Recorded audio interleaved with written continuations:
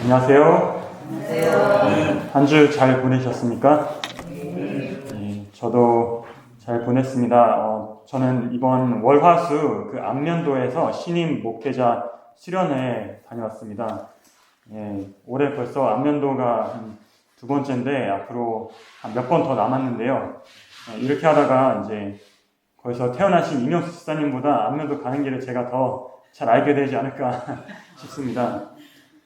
오늘은 저희 함께 마태복음 4장의 내용 지난번과 이어서 좀 보도록 하겠습니다. 제목은 예수님의 사명이라는 주제로 말씀 나누겠습니다.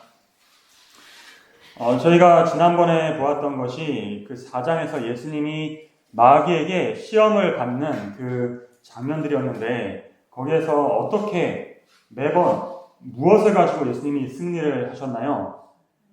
말씀을 가지고 승리를 하셨는데 특별히 어떤 말씀을 가지고 승리를 하셨는지 혹시 기억하시는 분 계십니까?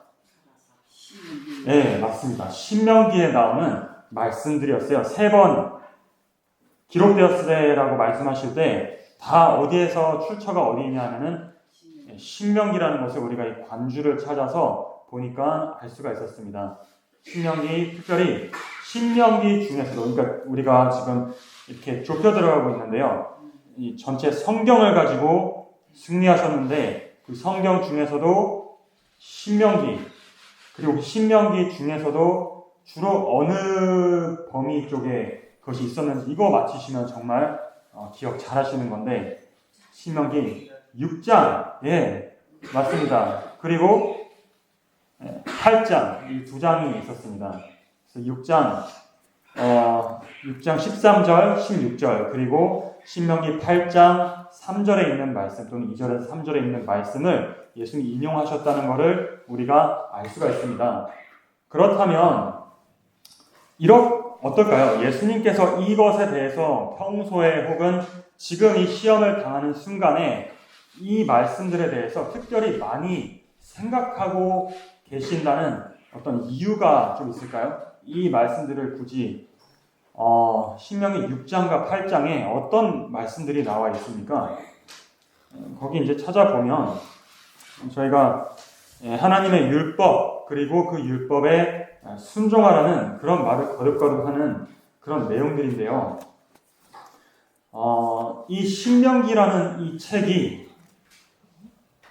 예수님께서 왜 이것이 지금 광야에 있으시면서 신명기에 특별히 좀 이렇게 주목하는 그런 이유가 있다면 뭔가 공통점이 있을까요?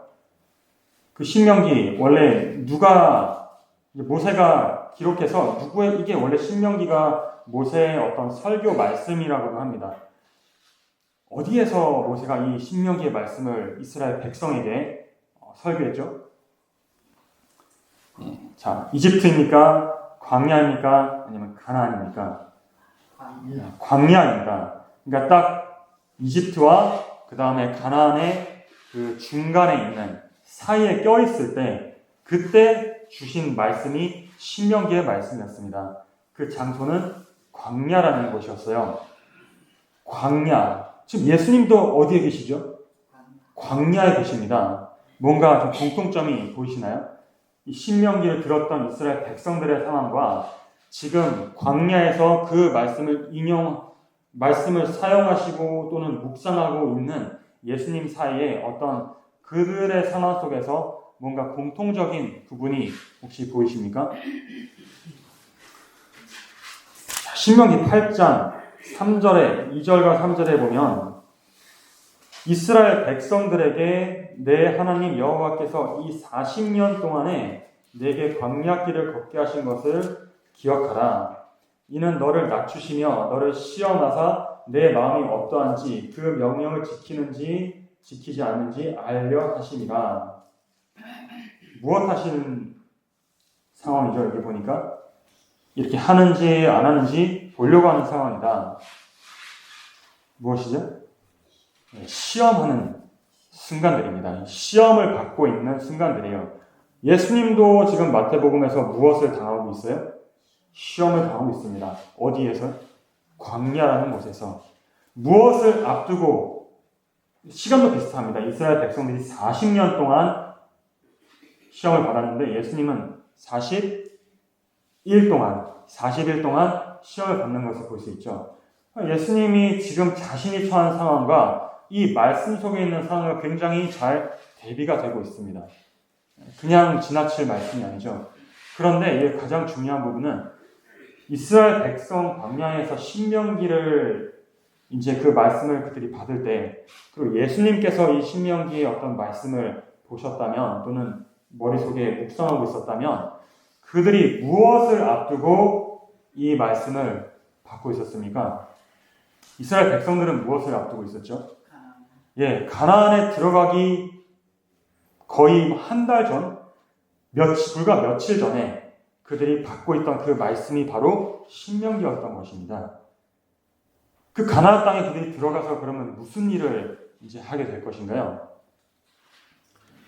그들의 사명이 신명기 7장에 나와 있습니다. 6장과 8장 사이에 있는 7장에 내 하나님 여호와께서 1절부터 보면 너를 인도하사 너가 가서 차지할 땅으로 들이시고 내 앞에서 여러 민족, 헷 족속과 기르가스 족속과 아모리 족속과 가나안 족속과 그리스 족속과 히위 족속과 여부스 족속, 곧 너보다 많고 힘이 센 7 이 가나안에 있는 족속을 쫓아내실 때에 2절에 내 하나님 여호와께서 그들을 내게 넘겨 내게 치게 하시리니 그때 너는 그들을 진멸할 것이라.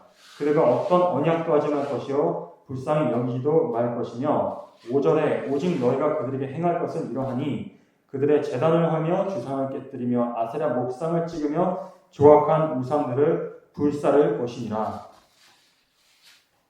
한마디로 그들이 가나안 땅에 지금 들어가는 그 목적이 1절에 나와 있는데 무엇하러 가는 것입니까? 이 가나안에 있는 이 나라들을 어떻게 하려고 하는 겁니까? 정복하러 들어가는 거죠. 그들을 정복하고 제압하고 그 나라를 어떻게 보면 빼앗는 것이지만 사실 이거를 인간적으로 봤을 때 남의 나라를 가서 빼앗고 약탈하고 이런 거는 사실 하나님이 원하시는 거는 아닙니다. 그들이 가는 목적은 약탈하거나 그냥 정복하기 위한 인간적인 목적이 아니라 사실은 하나님의 입장에서 봤을 때는 이들을 통해서 하시려는 일이 무엇이냐면은 이 나라들의 그 죄악에 대해서 심판하는 도구로 이들을 보내시는 겁니다. 그래서 그들을 통해서 이 나라들인데 겉으로 보이는 모습은 이제 정복하는 그런 모습을 띠고 있어요.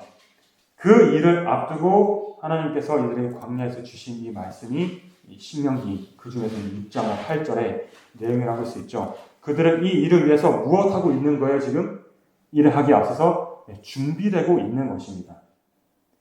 예수님도 지금 무슨 일을 막 앞두고 있죠? 4장에 보면 마태복음 4장에 보면 광야의 그 시험이 끝나고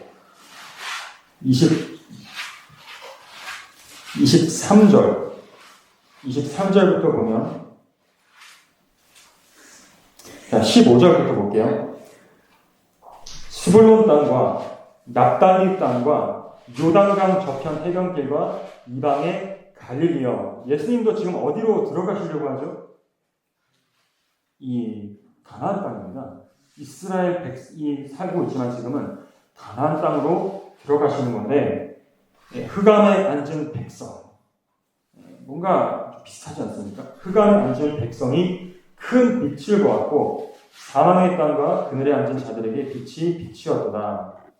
23절에 보시면 예수께서 온 갈릴리에 두루 다니사 그들의 회당에서 가르치시며 천국 복음을 전파하시며 백성 중에 모든 병과 모든 약한 것을 고치시니 그의 소문이 온 수리아에 퍼진지라. 사람들이 모든 앓는 자, 곧 각종 병에 걸려서 고통당하는 자, 귀신 들린 자, 간질하는 자, 중풍병자들을 데려오니 그들을 고치시더라. 갈릴리와 데가볼리와 예루살렘과 유다와 요단강 건너편에서 수많은 무리가 따르니라. 지금 이 나라에 무슨 일이 벌어지고 있습니까? 예수님께서 딱 일하기 시작하니까 무슨 일 하러 들어가시는 거예요? 예수님께서 어떤 나라로 들어가신 겁니까? 보니까 이 간질하는 자, 각종 병에 걸린 자, 사단의 나라에 들어가셔서 그 백성들을 다시 하나님 나라로 되찾아 오시는 그 일하러 들어가시는 거죠. 이스라엘 백성처럼. 그것을 위해서 준비되고 있던 상황이 어떻게 보면 그 신명기의 말씀을 통해서 예수님께서 이 일을 위해서 준비되고 있으신 것 아니었나 생각이 듭니다. 6장과 8장 사이에 어떤 책이 딱 몇 장이 사이에 있어요. 7장이 있습니다. 6장은 인용하셨고 8장도 인용하셨는데 7장을 인용하는 건 우리가 들어보지 못했습니다. 그런데 시대의 소망에 보면 이런 말씀이 있어요. 예수님은 홀로 있으면서 자신의 사명과 사업을 숙고하기 위해서 광야로 가셨다고 합니다. 저는 이거 볼 때 그 마태복음 4장에 그런 내용이 없는데 궁금했습니다. 예수님께서 이 사명과 사업을 숙고하는 것이 어디에 나오는지 궁금했는데 그 답을 이 7장에서 좀 찾아볼 수 있는 것 같아요. 여기가 바로 예수님에게 어떤 것에 관한 내용입니까? 이 7장의 내용이 예수님의 사명에 관한 내용들이 여기에 나와 있었던 겁니다.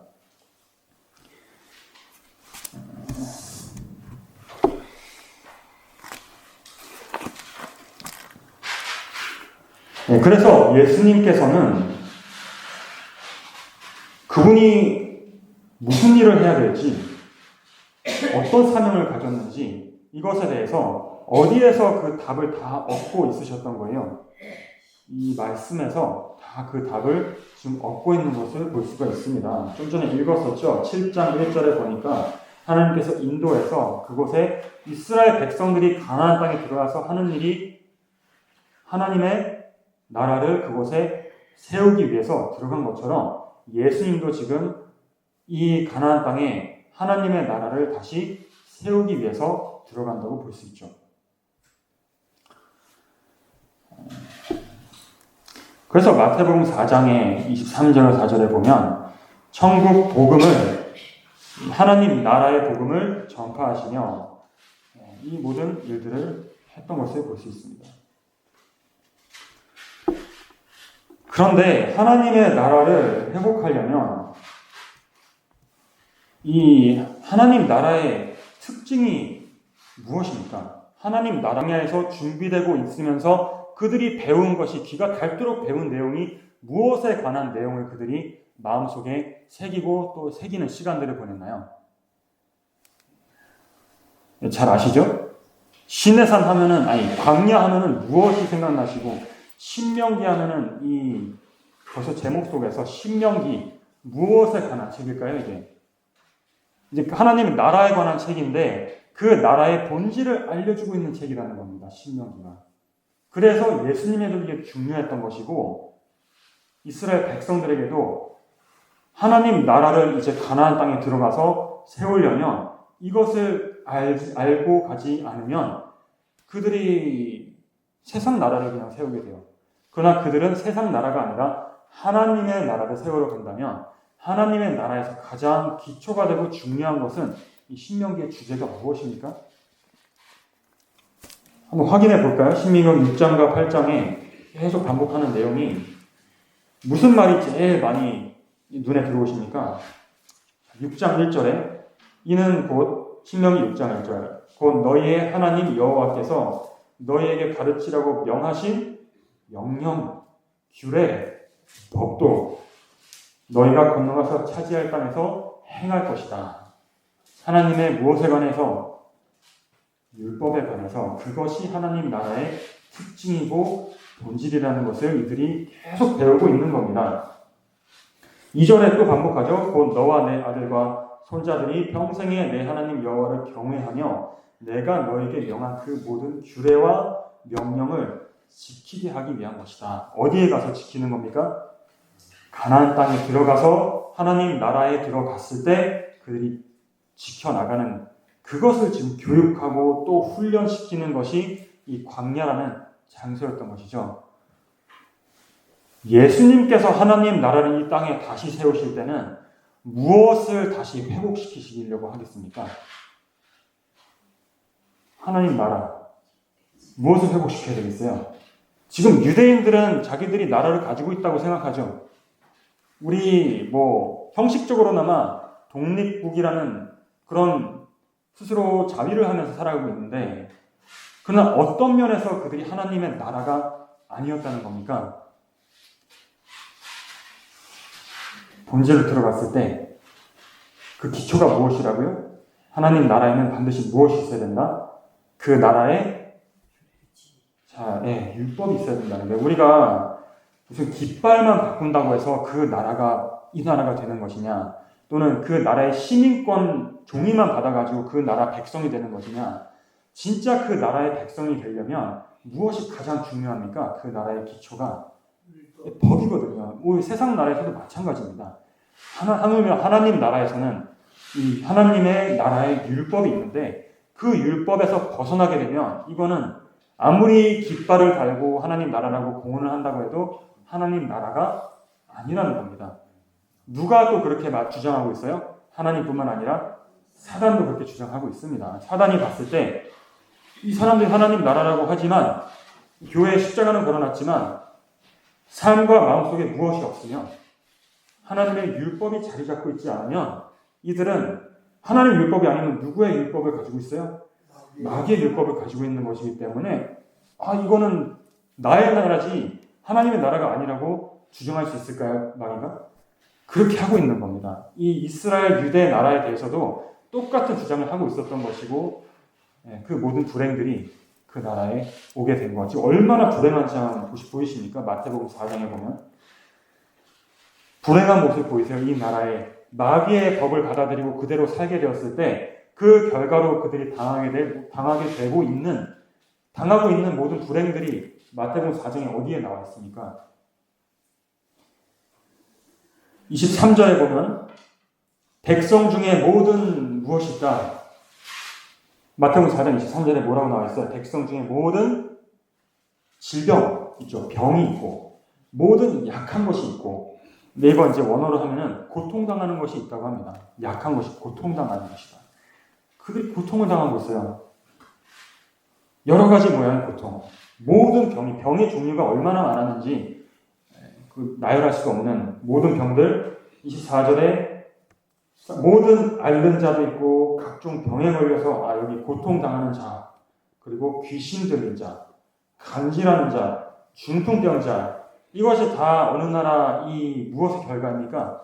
하나님의 율법을 거절하고 이 세상의 율법, 마귀의 법칙을 그들의 삶에 그대로 이방인들 보면서 따라하면서 받아들인 거예요. 그랬더니 그 결과로 이 하나님의 백성이라는 사람들이 이 모든 것들을 당하게 되는 게 그냥 그 결과입니다. 그래서 4장 16절에 보면은 이것을 종합해서 결국 이 마귀의 사단의 나라에서 그 결과가 무엇으로 기결됩니까? 사망이라고 되어 있죠. 마태복음 4장 16절에 보면 흑암에 앉은 백성이라고 되어 있습니다. 하나님 나라에는 흑암이 있을 수가 없어요. 물론 시험이 있을 수 있지만 빛으로 이기는 나라입니다.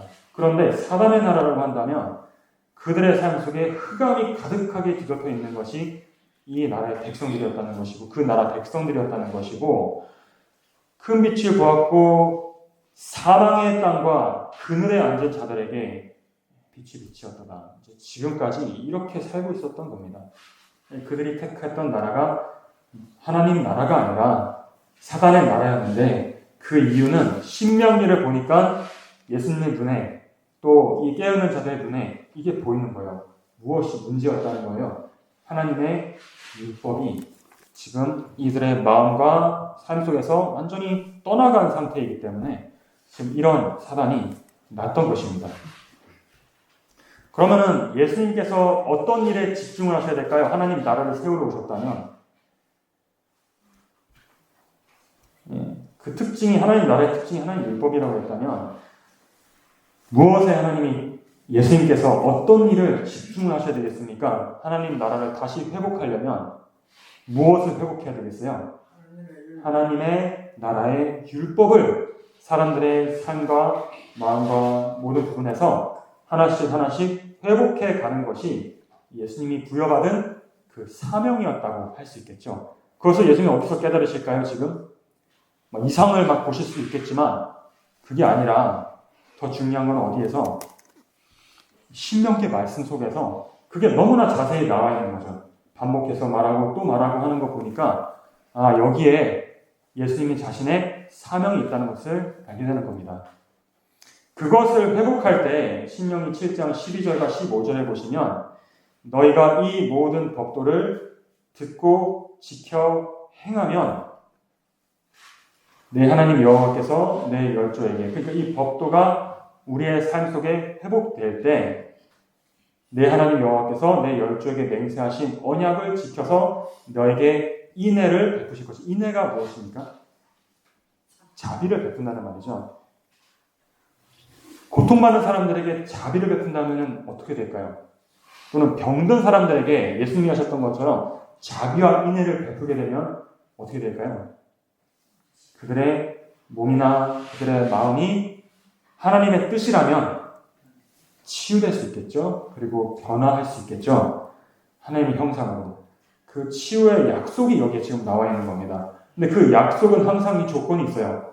무엇을 하면 이 모든 법도, 그러니까 하나씩 회복해야 될 텐데 깨달아가고 하나님 나라의 모든 법도를 듣고 지켜서 행하면 이 모든 일이 이루어진다는 거죠. 그러니까 예수님은 어디에 집중하셔야 되겠어요? 하나님의 법도 회복시키는 것에 집중하시면 되는 겁니다. 그 결과 신명기도 나와 있죠. 7장 15절에 보니까 여호와께서 그렇게 했을 때 이 인애를 베푸시는 것 중에 무엇도 포함되어 있습니까? 여호와께서 또 모든 질병을 너에게서 멀리 하사 너희가 아는 바 그 애굽의 악질이 너에게 임하지 않게 하시고 너를 미워하는 모든 자에게 임하게 하실 것이다. 이 약속이 있습니다.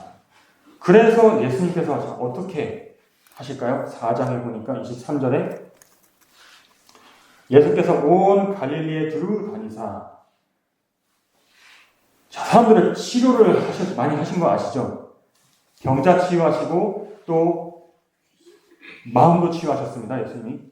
그 영혼에 아까 보니까 각종 병에 걸려서 고통당하는 자, 귀신 들린 자 이거 영적인 병이잖아요. 영적인 질병. 오늘날에도 있습니까?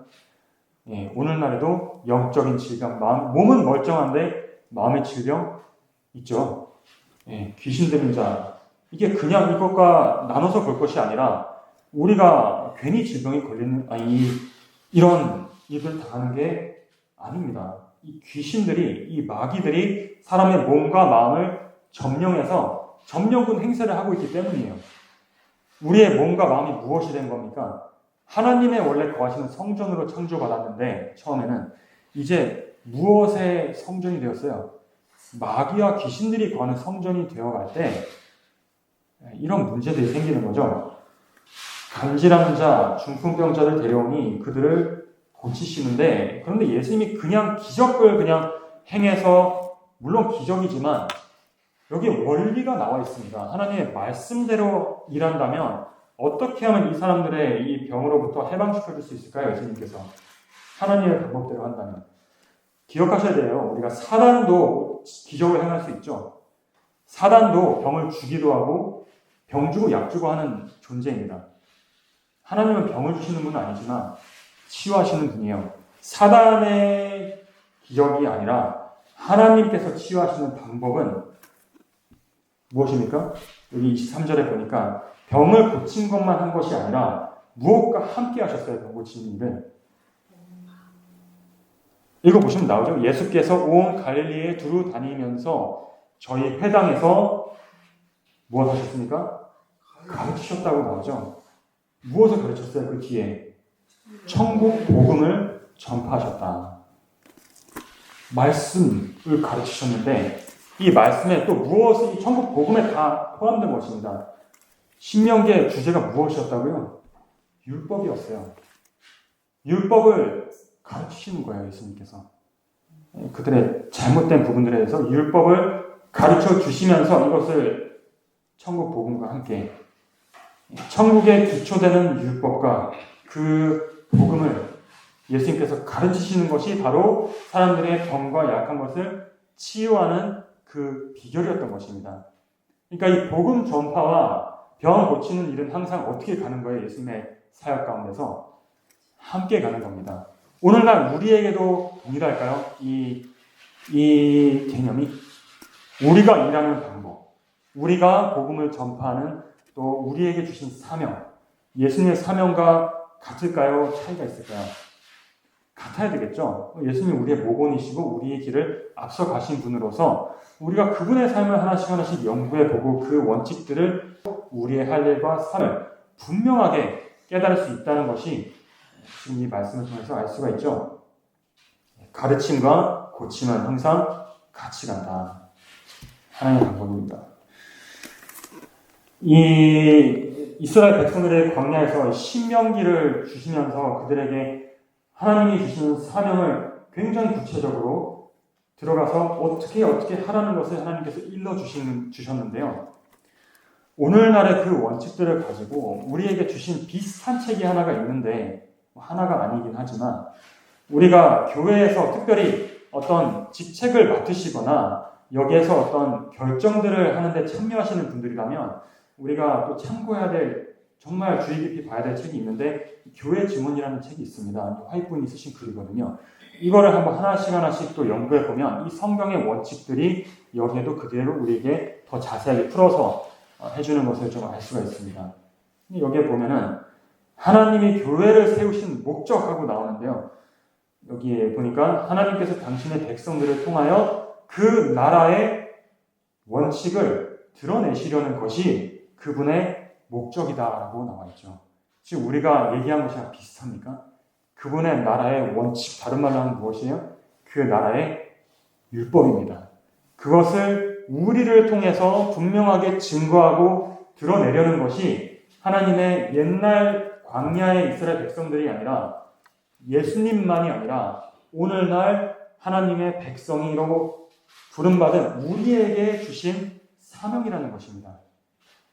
동일합니까? 동일하죠. 10쪽 1문단에 보시면 그분은 그들에게 당신의 뜻을 나타내시고 그들에게 무엇을 요구하신다? 순종을 요구하신다라고 말했습니다. 주님께서는 당신의 백성들을 일일이 주시하신다. 그분께서는 각 사람에 대한 계획을 가지고 계신다. 그분의 거룩한 기운을 실천하는 자들이 우수한 백성이 되는 것이 그분의 목적이다. 신명기 7장 6절에 나오죠. 너는 여호와 내 하나님의 성민이라. 내 하나님 여호와께서 지상 만민 중에서 너를 자기 기업의 백성으로 택하셨느니. 영감의 영에 의하여 모세가 기록한 다음의 말씀은 고대 이스라엘에게와 마찬가지로 오늘날의 하나님의 백성들에게도 해당된다고 되어 있습니다. 자, 이제 마지막인데요.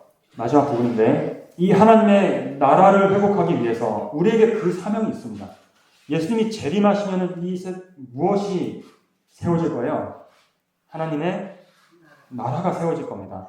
그래서 우리가 제7일 안식일 예수 재림 교인들인 거예요.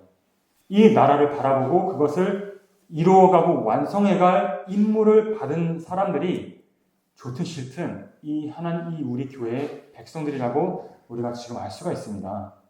누군가는 일을 해야 됩니다.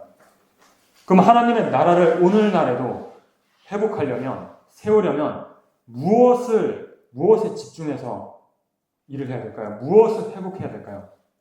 아까 배운 것이죠? 하나님 나라를 회복하려면 하나님의 율법을 회복해야 됩니다. 그 기록 12장 17절에 나오는 하나님의 남은 자손은, 여자 남은 자손은 하나님의 계명을 가진 자들이에요. 지킨 자들이에요. 가진 자들. 하나님의 계명과 예수의 증거, 율법을 가진 자들이 너무나 중요한 그 한 부분입니다. 그런데 여기에 이제 문제가 있어요. 하나님은 율법을 회복해봐라 이렇게 말하면은 자신 있으십니까? 하나님의 율법을 회복해가는 것이 이 일에 대해서 얼마나 우리가 자신이 있을까요? 광야 이스라엘 백성들도 똑같은 질문을 하게 돼 있어요. 여기 보면 신명기 7장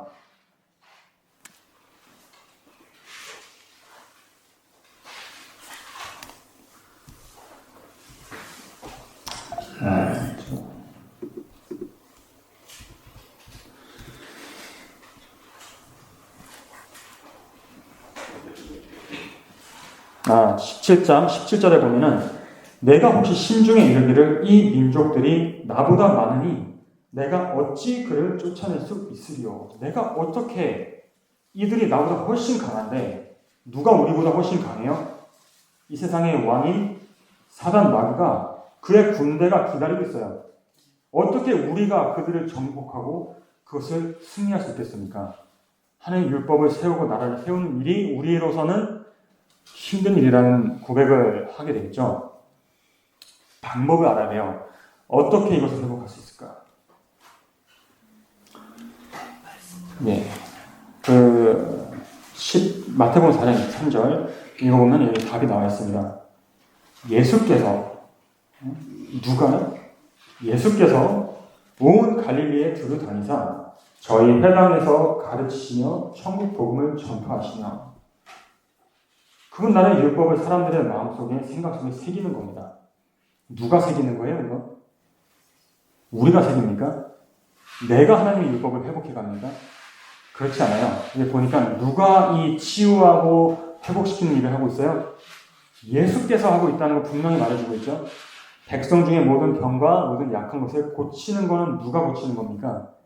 예수께서 고친다고 분명히 못 받고 있는데 그래서 우리가 착각해서 나보고 율법을 회복하라 하셨으니까 내가 한번 회복해 봐야겠다. 이렇게 하면은 이게 바로 이제 율법주의로 가는 지름길이 되겠지만 어떻게 하면 그렇게 안 갈 수 있어요? 무엇을 기억하면?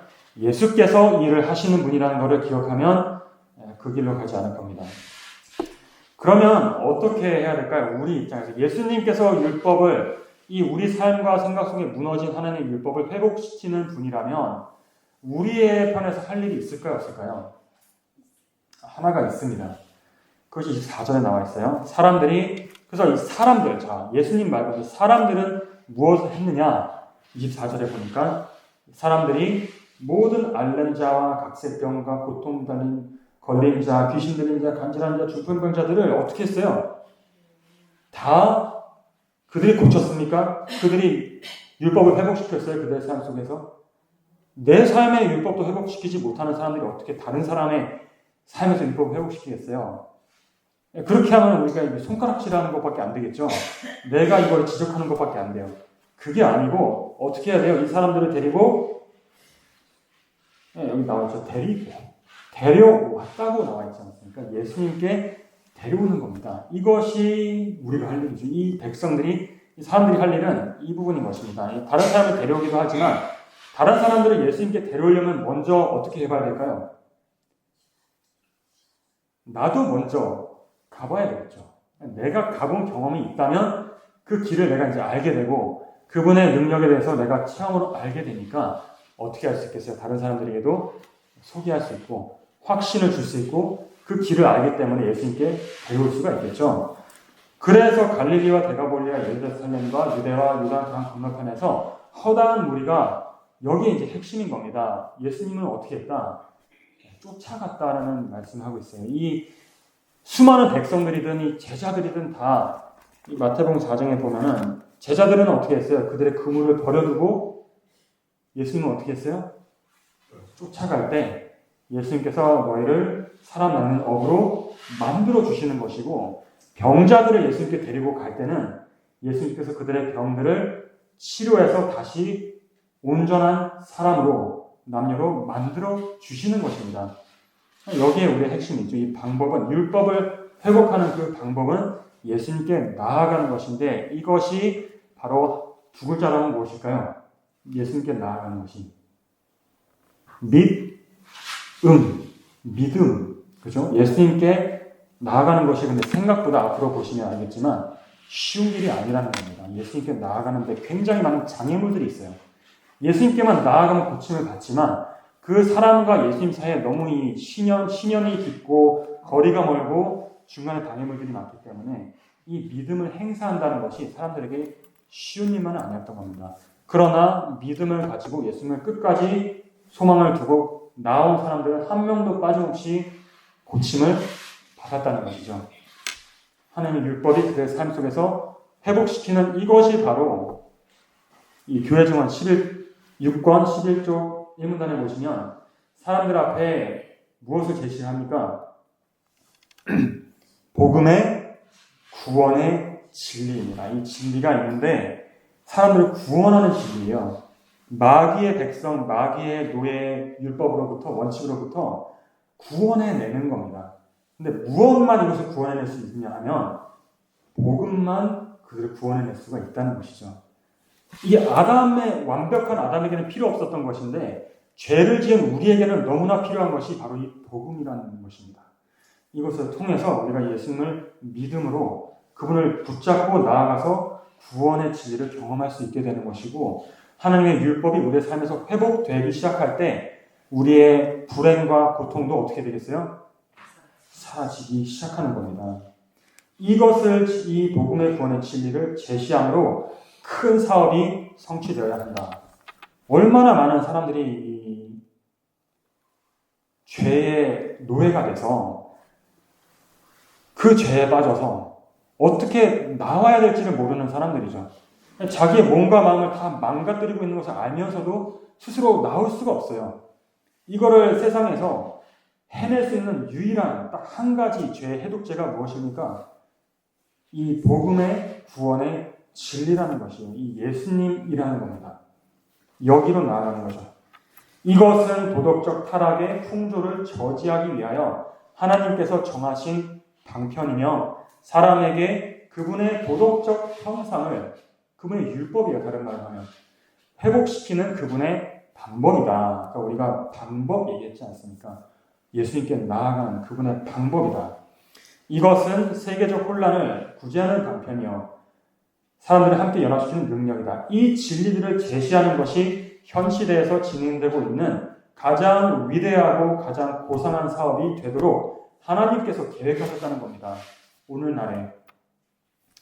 자, 마지막이에요. 12쪽 1문단에 보시면 하나님께서 오늘날 당신의 백성들을 통하여 이루고자 하시는 목적은 그분께서 이스라엘 백성들을 애굽에서 인도하여 내실 때 그들을 통하여 이루고자 하셨던 것과 동일하다. 또 예수님의 사명과도 동일하다. 교회에 나타난 하나님의 자비와 긍휼과 공의와 사랑을 이게 한마디로 하면 두 글자란 무엇이에요? 율법입니다. 하나님의 나라의 율법이 자비와 긍휼과 공의와 사랑이에요. 사단의 나라의 율법은 가혹함과 그죠? 무자비함과 뭐 이런 것들이겠죠. 불공의, 미움. 하나님 나라의 율법, 자비와 긍휼과 공의와 사랑을 바라봄으로써 세상 사람들은 그분의 성품이 어떠함을 알게 될 것이다.